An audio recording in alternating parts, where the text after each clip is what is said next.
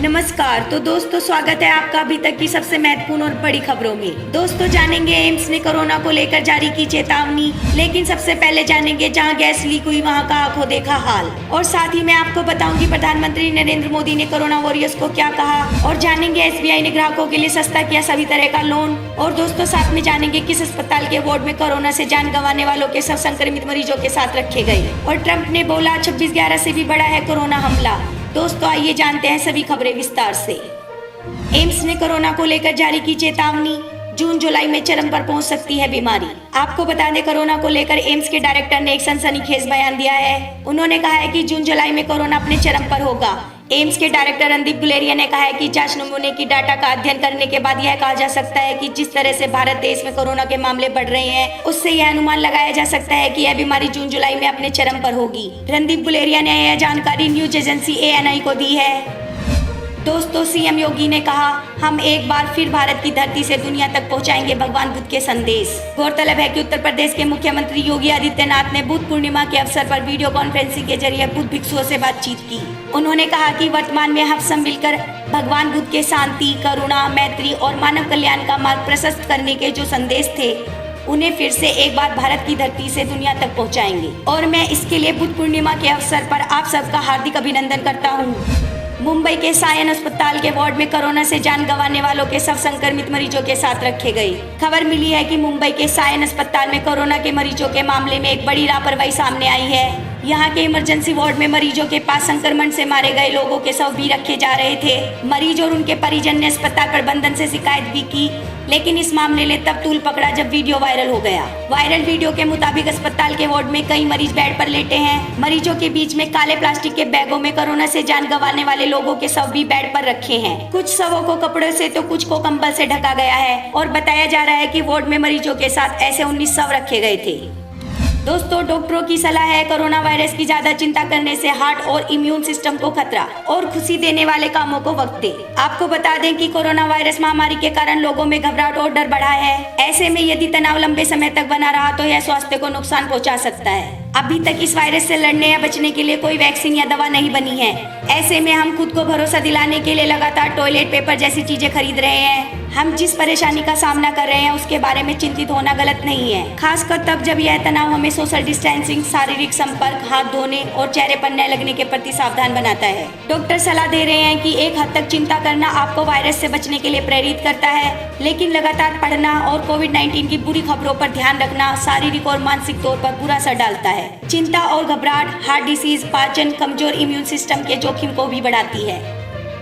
दोस्तों आपके लिए खुशखबरी, एसबीआई ने ग्राहकों के लिए सस्ता किया सभी तरह का लोन और दूसरी ओर डिपॉजिट पर भी ब्याज दरें घटाई। गौरतलब है कि देश के सबसे बड़े सरकारी बैंक भारतीय स्टेट बैंक ने अपने ग्राहकों को तोहफे देते हुए ब्याज दरें घटाने का ऐलान किया है। बैंक ने कर्ज पर ब्याज दरों में 0.15% की कटौती की है। अब ब्याज दरें 7.40% से घटकर 7.25% पर आ गई हैं। इसके साथ ही उसने ग्राहकों की डिपॉजिट पर 0.20% ब्याज दरें घटा दी हैं और कर्ज पर ब्याज दरें घटने से मासिक किस्त में 255 रुपए की कमी आएगी। दोस्तों मौसम विभाग ने पीओके में स्थित गिलगित बाल्टिस्तान और मुजफ्फराबाद के लिए भी वेदर बुलेटिन जारी किया और कहा ये भारत का हिस्सा। गौरतलब है कि भारतीय मौसम विभाग ने अपने वेदर बुलेटिन में पहली बार पाक अधिकृत कश्मीर के इलाकों को शामिल किया। IMD के डायरेक्टर जनरल मृत्युंजय मोहपात्रा ने गुरुवार को बताया कि मौसम विभाग ने गिलगित बाल्टिस्तान और मुजफ्फराबाद के लिए मौसम की भविष्यवाणी करना शुरू कर दिया है।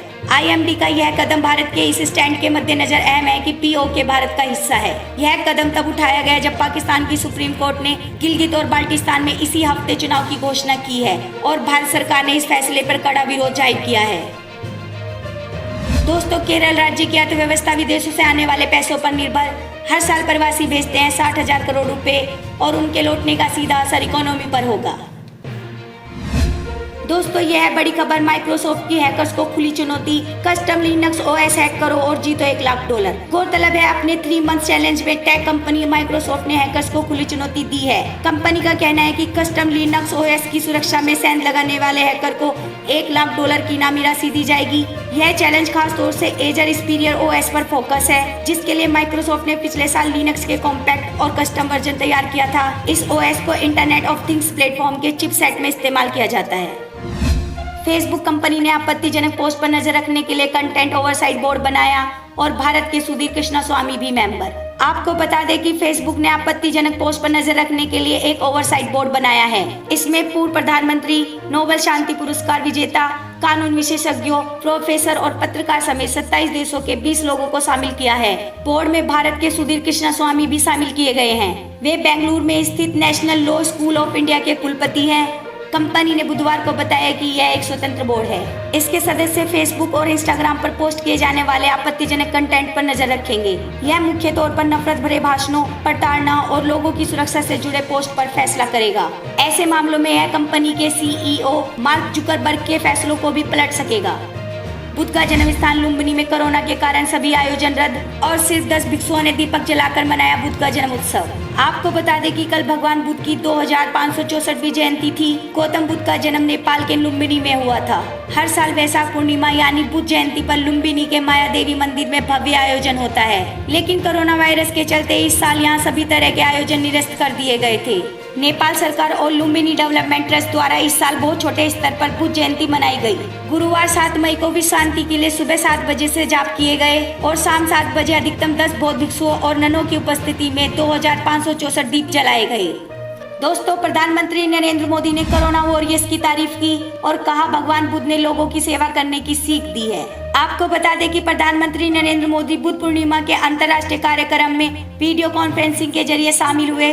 उन्होंने दुनिया भर में फैले भगवान बुद्ध के अनुयायियों को शुभकामनाएं दी। मोदी ने दुनिया भर के कोरोना वॉरियर्स की तारीफ की। उन्होंने कहा कि बुद्ध ने लोगों की सेवा करने की सीख दी थी। ऐसे समय में जब दुनिया में उथल पुथल है, कई बार दुख, निराशा, हताशा का भाव बहुत ज्यादा दिखता है, तब भगवान बुद्ध की सीख और भी प्रासंगिक हो जाती है। जहाँ गैस लीक हुई वहाँ का आंखों देखा हाल। सुबह 4 बजे से नजारा देखा तो सन रह गए। कोई डिवाइडर पे पड़ा था तो कोई नाले में गिरा और सब इधर उधर भाग रहे थे। आपको बता दें कि विशाखापट्टनम के आर वेंकटपुरम गांव में एलजी पॉलीमर इंडस्ट्री से 3 बजे के करीब गैस लीक हुई। लोकल रिपोर्टर से जानकारी मिलने के बाद जब सुबह 4 बजे के करीब हम लोग वहां पहुंचे तो नजारा देखकर सन रह गए। चारों तरफ अफरा तफरी मची थी, लोग इधर उधर भाग रहे थे। पुलिसकर्मी लोगों की मदद कर रहे थे। वे लोगों को बचाने के लिए गाड़ियों में बैठा रहे थे। बच्चों से लेकर बुजुर्ग तक हर कोई अपनी जान बचाने में लगा था। बहुत सारे लोग चक्कर खाकर गिर रहे थे। कोई नाले में गिरा तो कोई सड़क पर ही गिर पड़ा, कोई डिवाइडर पर पड़ा था। जो भी गैस के संपर्क में आया उसे कुछ ही मिनटों में बेहोशी आ गई। लोगों को सांस लेने में तकलीफ हो रही थी, घबराहट हो रही थी, शरीर पर चकत्ते आने लगे थे, आंखों से पानी आने लगा था, पलकें झपकने और खोलने तक में दिक्कत होने लगी थी। सिर्फ इंसान ही नहीं बल्कि जानवर भी गैस के संपर्क में आने से मर गए। कई गायें अब भी सड़क पर मरी पड़ी हैं।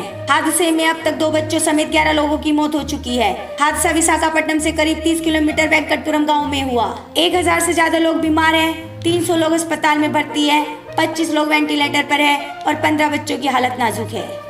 सुप्रीम कोर्ट ने नेतन्याहू को सरकार बनाने की अनुमति दी और 13 मई को प्रधानमंत्री पद की शपथ लेंगे। गौरतलब है कि इजराइल के सुप्रीम कोर्ट ने प्रधानमंत्री बेंजामिन नेतन्याहू को अयोग्य घोषित करने की मांग वाली याचिका खारिज करके उन्हें सरकार बनाने की इजाजत दे दी है। इस याचिका में नेतन्याहू पर भ्रष्टाचार का आरोप लगाया गया था। नेतन्याहू लगातार 4थी बार प्रधानमंत्री बनेंगे। इससे पहले जून 1996 में वे एक बार और प्रधानमंत्री बन चुके हैं। इस बार उनकी सत्ता संभालने का विपक्षी पार्टियां लगातार विरोध कर रही थी। ट्रम्प बोले पर हार्बर और 19/11 से भी घातक है अमेरिका पर कोरोना हमला और अब तक 75,000 मौतें। जी हाँ दोस्तों, कोरोना महामारी को लेकर चीन पर फिर एक बार उंगली उठाते हुए राष्ट्रपति डोनाल्ड ट्रंप ने कहा कि अमेरिका पर कोरोना हमला 9/11 के आतंकी हमले से भी ज्यादा घातक है। खतरनाक वायरस की चपेट में आकर करीब 75,000 अमेरिकियों की मौत हो चुकी है। अमेरिका में इसकी वजह से अब तक 3 करोड़ से ज्यादा लोग बेरोजगारी लाभ के लिए आवेदन कर चुके हैं। अफगानिस्तान को लेकर IOM की चेतावनी, एशिया के लिए हो सकती है बड़े खतरे का संकेत। दोस्तों, अफगानिस्तान को लेकर अंतर्राष्ट्रीय ऑर्गेनाइजेशन फॉर माइग्रेशन की चेतावनी भारत समेत अन्य एशियाई देशों के लिए मुसीबत का सबक बन सकती है। इस चेतावनी में कहा गया है कि आने वाले समय में अफगानिस्तान कोरोना वायरस का नया केंद्र बन सकता है। यदि यह आशंका सच होती है तो भारत को इसके प्रति अभी से सजग होने की जरूरत होगी। आगे बढ़ने से पहले आपको बता दें कि एशिया में अब तक कोरोना वायरस के 6,04,028 मामले सामने आ चुके हैं। इनमें से 2,55,744 एक्टिव केस हैं, जबकि 3,27,457 मरीज ठीक हो चुके हैं। एशिया में अब तक इस जानलेवा वायरस से 20,827 मरीजों की मौत हो चुकी है। फिलहाल यहाँ पर तुर्की इससे सबसे अधिक प्रभावित देश है। यहाँ पर अब तक कुल 1,31,744 मामले सामने आए हैं और 3,584 लोगों की मौत हो चुकी है। एशिया के टॉप 10 देशों की बात करें तो इनमें तुर्की के बाद ईरान, चीन, भारत, सऊदी अरब, पाकिस्तान, सिंगापुर, कतर, इजराइल और UAE है। ये थी अभी तक की ताजा खबरें। देश दुनिया की ताजा खबरें जानने के लिए मेरा चैनल अभी सब्सक्राइब कर लें। मिलते हैं अगली वीडियो में, तब तक सावधान रहिए, सुरक्षित रहिए और देखते रहिए जी न्यूज़। धन्यवाद।